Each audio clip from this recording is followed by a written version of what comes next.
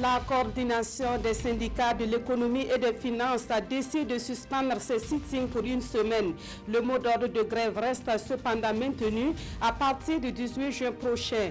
La décision a été prise en Assemblée générale ce vendredi, une Assemblée générale dont vous aurez l'ambiance dans quelques instants. Dans ce journal également, cette recommandation des techniciens de la FAO et du ministère de l'Agriculture. Selon eux, il faut davantage subventionner l'engrais au profit des producteurs agricoles. Cette recommandation fait suite à une étude qui révèle que faute de moyens, une famille burkinabé sur deux utilise de l'engrais chimique dans les champs. À l'étranger, le sommet du G7 s'est ouvert ce 8 juin au Canada sur fond de vives tensions entre le président américain et les leaders européens. En plus de ces décisions unilatérales dans le domaine du commerce, le président Donald Trump réclame la réintégration de la Russie dans le club des grandes puissances économiques. Mesdames, Messieurs, bonsoir. Nous débutons ce journal avec le Conseil des ministres tenu ce vendredi au palais de Kosiam. Au nombre des sujets évoqués à ce conseil, le forum de la diaspora qui aura lieu dans 1 mois à Ouagadougou. L'exécutif burkinabé a aussi pris un décret sur le bail locatif privé. Des précisions avec Nongba Kouda et Aruna Mari. Adoptée sous la transition, la loi sur le bail locatif privé connaît une avancée décisive.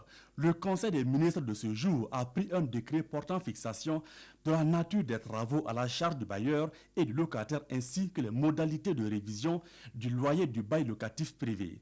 Une base légale qui régira désormais les relations parfois tumultueuses entre bailleurs et locataires. Ce décret définit donc les charges en matière de réparation supportées par le bailleur, les charges en matière de réparation supportées par le locataire, les conditions de révision du bail, la fixation du bail également à travers un certain nombre de critères qui permettent de fixer un loyer. Pour permettre la vulgarisation du texte, une campagne de communication sera initiée sur une période de 6 mois. Le Conseil s'est aussi penché sur la tenue du prochain forum de la diaspora. Qui va se tenir donc à Ouagadougou du 11 au 13 juillet 2018. Le thème de ce forum, c'est « Contribution des Burkinabés de l'extérieur à la construction nationale ». Vous savez qu'on a une population estimée à peu près à 10 millions au moins de Burkinabés à l'extérieur. C'est un engagement pris par le chef de l'État. C'est une innovation sur laquelle justement nous avons énormément travaillé afin que cela soit porteur de résultats concrets pour notre diaspora. Le Conseil a aussi pris un décret pour la définition des régimes des bourses dans l'enseignement post-primaire et secondaire. Les députés du groupe parlementaire Mouvement du Peuple pour le Progrès répondent à ceux de l'opposition qui ont récemment dénoncé la gouvernance à l'Assemblée nationale. Et c'était au cours d'un point de presse que le groupe parlementaire MPP a animé ce vendredi. Les députés du parti au pouvoir se sont aussi prononcés sur le retrait de la loi portant statut de l'opposition et le vote de la loi sur le code pénal au Burkina Faso. Pawadorogo Jean Songo, Ismaël Dilouma Sirima. Les parlementaires de la majorité s'opposent à certains propos de l'opposition politique. Les membres du groupe parlementaire MPP et Burkinlim rejettent l'idée de recul de la démocratie au sein de l'hémicycle. L'Assemblée est régie par le règlement de l'Assemblée, il y a des textes. Donc jusqu'à preuve de contraire, le vice-président est là. Je ne pense pas qu'on puisse s'appuyer sur une des dispositions de ces textes-là pour dire que nous avons violé quoi que ce soit, on n'a pas respecté quoi que ce soit. Concernant le retrait du projet de loi portant modification du statut du chef de file de l'opposition, la majorité parlementaire soutient que c'est une prérogative accordée à la plénière malgré les avis favorables des différentes commissions. Malgré ces avis, le débat était vif. Et puis bon, on s'est rendu compte que vraiment, il était bon que ce projet-là, l'arjoue pour le mûrir davantage. Et c'est pourquoi nous avons suggéré, ce n'est pas une opposition, et c'est les textes aussi qui le permettent, comme on dit, l'article 103 dit, jusqu'avant l'adoption, les textes peuvent être retirés toujours, soit par le gouvernement ou par le groupe qui l'a initié. Au sujet de la modification du code pénal considéré par l'opposition comme une loi taillée sur mesure, Le président du groupe parlementaire MPP fait son déballage. Ils l'ont boudé tout simplement parce que pour eux, ils veulent mettre à l'abri, ils veulent soustraire François Compaoré de la justice. Ils n'ont même pas eu le courage, je parle surtout des gens du CDP, dans les conférences de presse, de nommer. On parle d'individus, d'un citoyen. Ils ont honte de le dire, mais c'est ça la vérité en réalité. Et je pense que nous, la majorité, on est resté quand même constant, logique par rapport à la ligne qui nous a été donnée suite à l'insurrection sur cette question. Nos amis de l'UPC sont inconséquents. Ils ont préféré, toujours comme leur président le dit, s'abstenir. Au chapitre du bilan de la session qui s'achève, les parlementaires de la majorité se réjouissent de l'adoption des 27 projets de loi. Autre point de l'actualité, la coordination des syndicats du ministère de l'économie et des finances décide de suspendre ses sittings pour une semaine. Une décision prise au terme des débats entre les premiers responsables de la coordination et les militants à la base, réunis en assemblée générale cet après-midi à la Bourse du Travail. Le mot d'ordre de grève reste cependant maintenu à partir du 18 juin prochain. Césaire Carrefour et Pascal Kane. Les sittings au ministère de l'économie, des finances et du développement sont suspendus pour une semaine. Ainsi, en a décidé la coordination des syndicats du ministère des Finances. La proposition a été fortement contestée au départ ici, à la Bourse du Travail, mais la direction a su convaincre les militants de la justesse de sa décision. Il faut donner une chance à la négociation et permettre aussi au mouvement de souffler après 2 semaines de lutte. Nous avons décidé de suspendre le mode de sitting qui devait se poursuivre ou reprendre le lundi prochain. Voilà, pour faire suite à une demande du médiateur du FASO et aussi dire que nous avons entendu le cri de cœur de certains utilisateurs des services financiers qui aujourd'hui peinent à faire fonctionner leurs activités. Donc, et aussi nous inscrire dans une logique, dans la logique du dialogue pour montrer notre bonne volonté et que nous ne sommes pas des jusqu'au-boutistes. Et demander au gouvernement de s'inscrire dans la même dynamique pour que nous puissions reprendre le dialogue et aussi trouver des solutions qui puissent permettre au pays de renaître et de le vivre pleinement. La semaine de suspension n'est pas un abandon, affirme-t-il.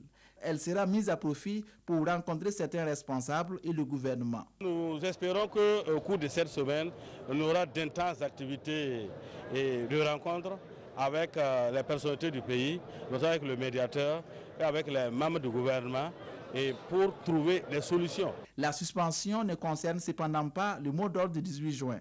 Ce mot d'ordre sera exécuté, affirme la coordination, si une solution n'est pas trouvée. La coordination des syndicats de la fonction publique, elle, exprime clairement son intention de boycotter le forum sur la rémunération des agents publics de l'État. Cette coordination estime que les forces vives invitées n'ont pas leur place à cette rencontre. Elle prévoit d'ailleurs un sitting le 12 juin prochain, date de démarrage de ce forum. Salifou Belem et Draman Guéné. Un sitting dans tous les services publics le 12 juin prochain. La coordination des syndicats de la fonction publique annonce ainsi sa stratégie pour faire échec au forum sur la rémunération des agents de la fonction publique. Les sittings auront lieu sur l'ensemble du territoire national de 8h à 11h. Et ce sera dans les services. Justement pour permettre qu'à la fin, à 11h, les gens reprennent leur service. Donc il ne s'agit pas, on ne fera pas un regroupement à un endroit, à la Bourse du Travail ou au ministère de la fonction publique. Tous les syndicats ne boycottent pas le forum, il y en a qui y participent, mais cette coordination dit combattre même les conclusions du forum. Nous, on n'est pas gênés, même s'il y en a qui estiment qu'ils sont des organisations syndicales qui vont participer à cette conférence. Mais c'est nous que ça concerne, la question des rémunérations, et nous les attendons sur le terrain. La coordination des syndicats de la fonction publique dit bien vouloir participer au forum, mais dans un format qui exclut les forces vives des débats, ou, à défaut, que les réflexions s'étendent sur la gestion de l'ensemble des richesses du pays. La 13e édition du Grand Prix de l'économie informelle est lancée pour compter de ce 8 juin. C'est une compétition dont la philosophie est de stimuler la participation de l'économie informelle à l'émergence d'une économie moderne au Burkina Faso. Plusieurs domaines d'activité sont concernés par cette compétition qui démarre avec les phases régionales. On en sait plus avec Kwale Nebié et Adama Koulibaly. C'est parti pour la 13e édition du Grand Prix de l'économie informelle. Sont concernés par cette compétition cette année plusieurs secteurs parmi lesquels la coiffure, la restauration, la menuiserie bois et métallique ou encore la mécanique moto et auto. Ce prix vise à améliorer la participation de l'économie informelle à l'émergence d'une économie moderne par la transition vers le formel. La volonté du gouvernement est de mettre à terme une structure fêtière de ces organisations pour pouvoir optimiser l'accompagnement des différents acteurs qui devraient passer de l'économie informelle vers l'économie formelle. Un prix qui a sans doute impacté les activités des précédents lauréats, dont celle de 2015, Madame Zongo, qui a pu ainsi mieux formaliser son entreprise. Une fois que j'ai pu participer à ce concours, mon entreprise, vraiment, j'ai eu à formaliser beaucoup de mes documents. Ça m'a fait grandir. Et avec ça aussi, j'ai eu la clientèle. Ça a fait ma publicité. La compétition va se dérouler d'abord au niveau des régions avant la phase à l'échelle nationale. En rappel, le secteur informel tient une place importante dans l'économie burkinabé. Entre 2009 et 2012, il a représenté en moyenne 49,2% du PIB et occuperait plus de 90% de la population active. Découvrons à présent ces documents en cours de validation à Ouagadougou et qui fait l'analyse des fragilités et des risques au Burkina Faso. C'est un document produit par les partenaires onusiens et burkinabés. Il servira de base pour solliciter des fonds en vue d'assurer la quiétude et la paix, notamment dans le Sahel et le nord du Burkina Faso. Des précisions avec Vincent Tchendrebego. Radicalisation, banditisme, terrorisme et autres conflits communautaires, objet de vive préoccupation aujourd'hui au Burkina Faso. Une situation qui entrave les actions de développement et met à rude épreuve la stabilité du pays. Pour apporter une réponse appropriée à ces phénomènes, l'État a commandité une étude d'analyse des fragilités et des risques au Burkina. Le document issu de cette étude est ici soumis à la validation par des acteurs issus de diverses couches sociales. À terme, c'est un document qui doit permettre au Burkina Faso de solliciter l'appui du Fonds de consolidation de la paix, un fonds des Nations Unies qui finance les pays en proie aux conflits violents. Ce fonds de consolidation pour la paix va nous permettre d'avancer dans la mise en œuvre des réformes. L'un des avantages qu'on peut citer premièrement, c'est la confiance en ce que nous pouvons réussir dans le programme que nous avons annoncé pour pouvoir réduire les risques de radicalisation et tout. Il y a beaucoup aussi d'actions qui seront faites pour pouvoir corriger les différentes lacunes, les différents problèmes et permettre que la population du Sahel et du Nord puisse bénéficier des bienfaits de ce fonds. On ne peut pas créer les conditions de promouvoir des sociétés pacifiques si on n'implique pas tous ceux qui sont concernés par la situation. Et c'est ça qui est au cœur de la manière dont nous devons travailler pour que la paix aussi puisse venir de la population elle-même. Après sa validation, le document sera prochainement présenté au secrétariat général des Nations Unies par le président du Faso, ce qui pourrait permettre au Burkina de bénéficier des financements du Fonds de consolidation de la paix. Autre titre de l'actualité, une famille sur deux au Burkina Faso utilise de l'engrais chimique dans les champs par manque de moyens financiers. C'est ce qui ressort d'une étude réalisée par le ministère en charge de l'agriculture et la FAO. Les deux partenaires proposent donc une subvention conséquente de l'engrais au profit des producteurs agricoles. Issa Kafando et Draman Guéné. La disponibilité de l'engrais chimique est leur sujet de réflexion ce matin. Les techniciens de la FAO et de l'agriculture ont mené une étude dans laquelle une famille sur deux utilise l'engrais chimique dans les champs, faute de moyens. Cet atelier, c'est pour justement faire des recommandations afin de rendre les fertilisants accessibles par tous. Des orientations liées à la baisse des prix. Il faut réfléchir à l'accessibilité. Il y a la baisse des prix. Il faut que les prix soient à la portée des producteurs. L'accessibilité va aussi dans le sens de la présence physique, la disponibilité physique de l'engrais. Pour qu'au moins on puisse mettre 50 kg à l'hectare, comme l'a recommandé la déclaration d'Abuja. 50 kg, pas plus, et on pourra beaucoup plus. Le gouvernement subventionne déjà les intrants agricoles, mais il faut encore plus. C'est pourquoi le ministère de l'Agriculture s'attache les services de la FAO pour accélérer la politique. Le gouvernement avait pris des engagements notamment baisser le prix des engrais au profit des producteurs. Et cet engagement nous a été rappelé par l'Assemblée nationale et le ministère a entrepris en tout cas des démarches et nous avons fait une requête à la FAO qui a l'habitude de nous accompagner généralement dans les questions qui touchent en tout cas à la sécurité alimentaire. Le gouvernement attend donc les conclusions de cet atelier dans de brefs délais afin de rehausser les productions agricoles des familles. Des journées promotionnelles du moringa se tiennent depuis hier à la Maison du Peuple de Ouagadougou. Plusieurs produits à base de moringa sont donnés à voir, preuve que les acteurs du domaine ont gagné le pari de la transformation. Un autre défi reste à relever, celui de la qualité, et c'est le thème au centre de ces journées promotionnelles du moringa. Rasmani Zoundi et Maïmouna Traouri. Le moringa présenté sous plusieurs formes, graines, poudres, produits cosmétiques, huile ou associé à des mets locaux. À ces 4e journées promotionnelles, chercheurs, producteurs, transformateurs et distributeurs se sont retrouvés ici à la Maison du Peuple pour vendre leurs produits, mais aussi échanger, trouver les mécanismes pour valoriser la filière et surtout relever le défi de la qualité et du développement durable. De plus en plus, on a constaté que les produits sont vendus sans trop de contrôle de qualité. Il ne faut pas vouloir soigner quelqu'un et le contaminer en même temps. Le contrôle de qualité, ce n'est pas seulement microbiologique, il est également en composition chimique. Il faut que quand même ce qu'on livre aux consommateurs soit quand même des produits fiables. Utilisé dans le traitement de nombreuses maladies, le moringa est reconnu pour ses vertus médicinales et nutritionnelles. Il est aussi utilisé pour purifier l'eau et comme engrais. Plante aux multiples vertus, il est efficace en matière de lutte contre le réchauffement climatique. Aujourd'hui, le moringa est un élément très important en termes de lutte contre les dérèglements climatiques, en termes de séquestration de carbone. Donc pour nous, c'est non seulement au niveau de l'environnement, participer à la mise en œuvre de nos engagements au niveau international sur la réduction de gaz à effet de serre, mais de l'autre côté également, promouvoir des revenus, de l'emploi. Les journées promotionnelles du moringa se poursuivent jusqu'au dimanche prochain.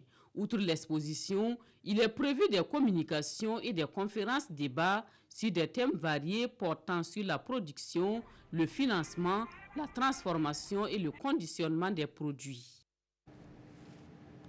Le lait, cet aliment complet, est servi comme goûter à plus de 2500 élèves dans les écoles primaires de la commune de Dori. Au-delà de l'aspect nutritif, c'est un moyen de maintien des élèves à l'école. Et c'est une initiative du PAM, le Programme alimentaire mondial, dont le représentant est allé constater l'impact dans une des écoles bénéficiaires à Dori. Yamba Nakuluma et Sekou Zongo.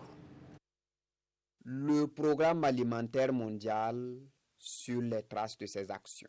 Il est 10 heures à l'école primaire publique de Bouleuil dans la Sèvre Dori 2 et il n'est pas question pour les élèves de rater ce moment précieux de la journée. Les mains bien lavées, un gobelet de lait et une cuillère à sa portée, cet instant unique de l'écolier est vécu dans une vingtaine d'écoles pour la phase pilote du projet lait. Et j'ai un exemple de yaourt dans les tasses qui sont transportées chaque matin aux enfants au niveau de l'école.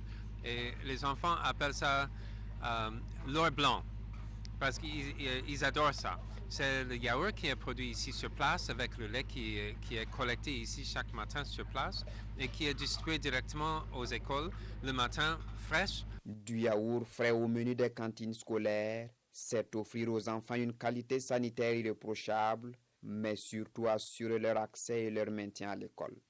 S'il n'y a pas le yaourt aujourd'hui, on se dit vraiment on aura des problèmes avec les enfants. Pour les maintenir à l'école, ça ne sera pas facile. Mais avec le yaourt, on a remarqué même avec le recrutement, ça ne fait que chaque année améliorer. Le projet lait du PAM au Sahel est une innovation majeure. En plus d'améliorer la fréquentation des élèves, il participe à l'autonomisation des familles et à la promotion d'un modèle de cantine endogène. C'est un projet qui est complètement inséré dans la population et qui répond à un besoin qui est un besoin fourni par l'État en principe. Et pas en apportant des produits qui viennent d'ailleurs, mais en donnant aux enfants des produits qui sont fabriqués ici par leur mère. À ce jour, le projet lait du Programme alimentaire mondial au Sahel profite à 2500 élèves environ. À terme, 120 000 enfants repartis sur 950 écoles devraient bénéficier du yaourt dans le menu de leur cantine scolaire.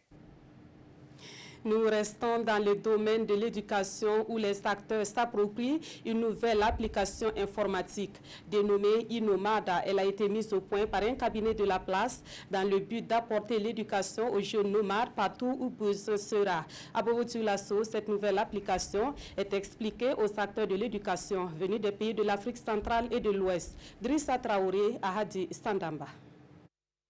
Avec un téléphone portable muni d'un système Android, l'éducation est désormais à portée de main et ce, grâce à une application dénommée Inomad. Comme son nom l'indique, c'est un système qui permet à l'élève d'étudier en tout temps et en tout lieu. Il a été mis au point dans le souci donc de donner une éducation de qualité aux jeunes en milieu rural, surtout ceux en situation de transhumance. Il est du devoir de l'ensemble des acteurs, en tout cas qui sont soucieux de la question de l'éducation-formation, d'éduquer toutes les filles et tous les fils donc de cet espace, quelle que soit la nature de leurs activités et quel que soit leur mode de vie. Donc c'est ainsi que nous avons pensé que ces populations, aussi mobiles soient-elles, ont droit à l'éducation. Et nous avons donc imaginé qu'il fallait trouver une forme d'éducation à distance. C'est une trouvaille du cabinet burkinabé Open Education. Et voici l'équipe qui a mis au point cette technologie. Nous avions donc ce projet-là que nous avons soumis à la CEDEAO. Et il s'est trouvé donc qu'APES aussi était dans le besoin. Et c'est comme ça donc que nous avons été mis donc en contact par la CEDEAO qui nous a accompagnés donc dans ce projet-là pour nous permettre vraiment de répondre donc aux besoins de APES qui est d'allier langue nationale, éducation et technologie. Et c'est en moins de 6-7 mois que cette application a vu le jour. C'est un projet qui prend en compte les questions énergétiques avec des powerbanks solaires qui seront mises à la disposition des élèves. Et la rencontre de Bobo-Dioulasso consiste donc à expliquer l'application Inomad au détail près à ces acteurs de l'éducation venus de 13 pays d'Afrique centrale et de l'Ouest. Dans le domaine de la santé, c'est une première pour l'Afrique et pour le Burkina Faso qui enregistre 5 experts nationaux pour la lutte contre le paludisme. Ces experts vont utiliser leurs compétences dans le diagnostic microscopique de la maladie. Ils viennent d'achever une formation initiée par l'Organisation mondiale de la santé en partenariat avec le ministère de la Santé. Roger Bembamba, Nathalie Sawadgo, Nabaloum. Sur les 12 microscopistes qui ont pris part à cette formation, 5 ont été confirmés par l'OMS, l'Organisation mondiale de la santé, comme étant des experts reconnus au plan mondial dans leur domaine. Le diagnostic microscopique du paludisme n'a plus de secret pour eux. Ils sont désormais compétents pour poser des diagnostics précis. Que ce soit la théorie, mais également la pratique, la confection des lames, la préparation, les colorations, jusqu'à l'entretien du microscope et la mise en place d'une politique de qualité, ils ont été renforcés dans ça. C'est exceptionnel de voir un pays où pour une formation, nous avons 5 experts. L'efficacité de la microscopie du paludisme dépend du maintien d'un haut niveau de compétences et de performance du personnel. C'est la volonté affichée de l'OMS qui veut doter le Burkina Faso de compétences dans les laboratoires de biologie médicale, aussi bien dans le public que dans le privé. En 2017, il y a eu une évaluation vraiment du diagnostic du palu et on s'est rendu compte qu'il y a près de 50% des résultats qui sont des faux positifs. Et donc c'est suite à cela que, en collaboration avec le ministère de la Santé, l'OMS a apporté son assistance pour améliorer le diagnostic à travers la formation, le renforcement des compétences. Pour les 7 autres non-experts, l'OMS envisage leur accorder la possibilité de se réinscrire à d'autres cours. Nous repartons à Bobo-Dioulasso où le ministre en charge de l'enseignement supérieur a visité le chantier de construction de la cité universitaire de Belleville. Le bilan fait ressortir un taux d'exécution des travaux à 70%. Les responsables des travaux rassurent le ministre Alkassou Maïga que l'ouvrage sera livré à bonne date, c'est-à-dire en novembre prochain. Lamine Karantao, Ismaël Satuné, Paris. Une année après le lancement officiel par le Premier ministre Paul Kabatieba, le premier responsable de l'enseignement supérieur est sur le chantier de construction phase 2 de la cité universitaire de Belleville de Bobo-Dioulasso. C'est une visite pour toucher du doigt la réalité du terrain, mais aussi s'assurer de la bonne tenue des travaux. Ça frappe à l'œil déjà. Tout celui qui traverse la ville de Bobo, de ce côté-là, il voit déjà comment ça poussait très vite. On nous a annoncé un taux d'exécution physique de 70%, ce qui est très appréciable. On a aussi l'espoir d'ailleurs de finir avec le chantier avant les échéances fixées, puisque c'était prévu pour finir en novembre 2018. Mais quand vous avez des acteurs qui sont rendus à ce niveau et qui vous disent que d'ailleurs on aura le chantier largement avant cela, on va avoir nos infrastructures, je pense qu'il y a des motifs de satisfaction. Pour les responsables en charge des travaux, en cette phase 2 de construction, de nombreuses infrastructures, outre celles déjà érigées dans la phase 1, verront leur réalisation. Nous avons réalisé 3 pavillons d'hébergement qui nous offrent une capacité d'accueil de 1520 nouveaux étudiants. Pour ce qui concerne la restauration aussi, on a prévu l'extension du restaurant universitaire. Déjà, la première phase, on a réalisé un restaurant de 800 places. Actuellement, nous sommes en train de réaliser un second restaurant, une extension du restaurant d'une capacité de 500 places. Également, nous allons réaliser un centre bucco-dentaire et aménager des voiries et les réseaux divers qui restent. La cité universitaire de Belleville de Bobo-Dioulasso est érigée sur une superficie totale de 15 hectares. Et cette phase 2 de construction a mobilisé plus de 8,7 milliards de francs CFA. À terme, elle devra améliorer les conditions de vie et de travail des étudiants. La question du terrorisme dans la zone sahélo-saharienne et particulièrement au Burkina Faso, analysée dans 2 œuvres littéraires. Et ce sont des œuvres écrites par l'abbé Alfred Bonkungu et Moustapha Kibora, 2 auteurs burkinabés. Ils proposent des pistes de solutions pour résister à la menace terroriste et instaurer la paix et la sécurité au Burkina Faso. Et c'est tout naturellement que le ministre de la Sécurité a parrainé la cérémonie de dédicace de ces œuvres. Le reportage de Vincent Tchendrebigo. Action de développement du système local de sécurité, quel type d'organisation pour les services de renseignement et les forces antiterroristes? C'est le titre de l'ouvrage publié par Laurent Moustapha Kibora, dans lequel l'auteur souligne la force de la ressource humaine face au phénomène terroriste. Voilà, j'ai apporté ma contribution sous l'angle de la gestion des ressources humaines. Voilà, comment créer un cadre de collaboration des populations avec les forces de défense et de sécurité. Et notamment aussi voir dans quelle mesure développer les compétences des ressources humaines des forces de défense et de sécurité afin de les rendre plus opérationnels et plus performants. Au-delà du hard power ou l'option militaire, l'on peut venir à bout du terrorisme par la manière douce ou le soft power. C'est ce que défend l'abbé Alfred Bonkungu dans son ouvrage sur les organisations djihadistes. Et j'ai montré qu'en réalité, les stratégies militaires luttent contre les manifestations du terrorisme.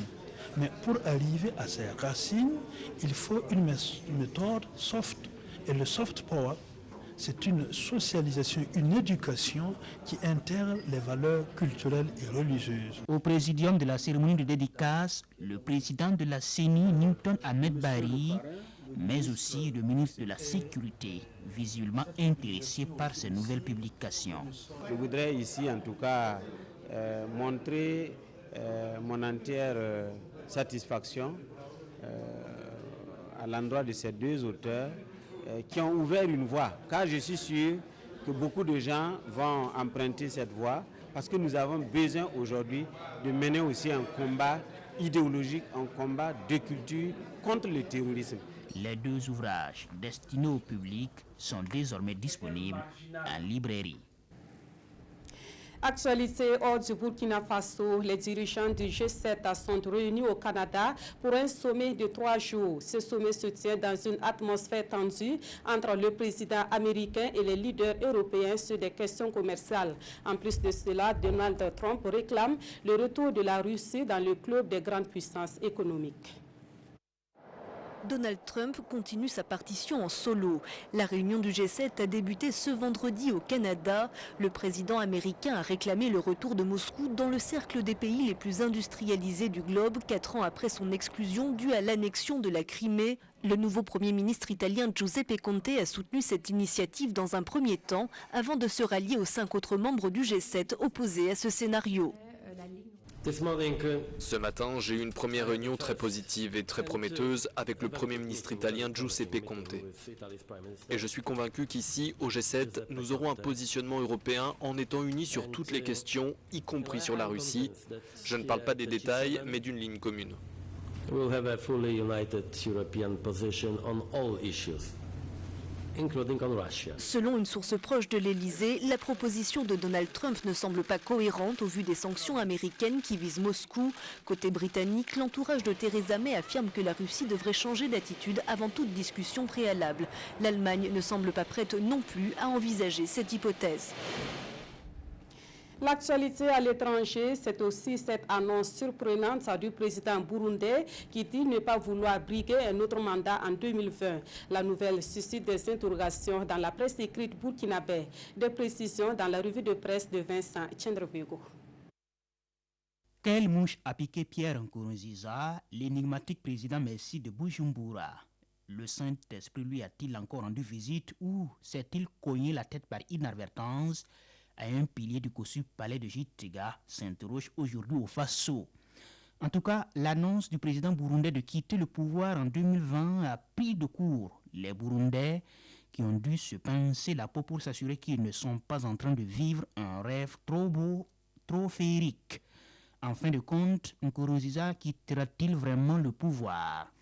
Pour l'observateur Palga, le président burundais fait rêver, mais ces déclarations pourraient n'être qu'une théâtralisation de son rôle d'homme providentiel, désintéressé par le pouvoir pour après accepter un appel patriotique du peuple à rester aux commandes.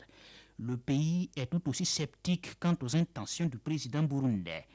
La promesse d'un dictateur n'engage que ceux qui y croient, écrit le journal, et il ne faut pas s'étonner que dans quelques mois l'on assiste à des mises en scène, des marches suscitées pour exiger que Nkurunziza reste au pouvoir.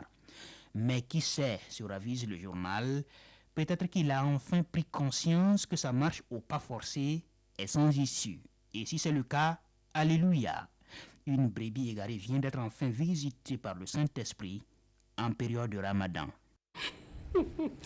Voilà, c'est la fin de ce journal. Merci de l'avoir suivi.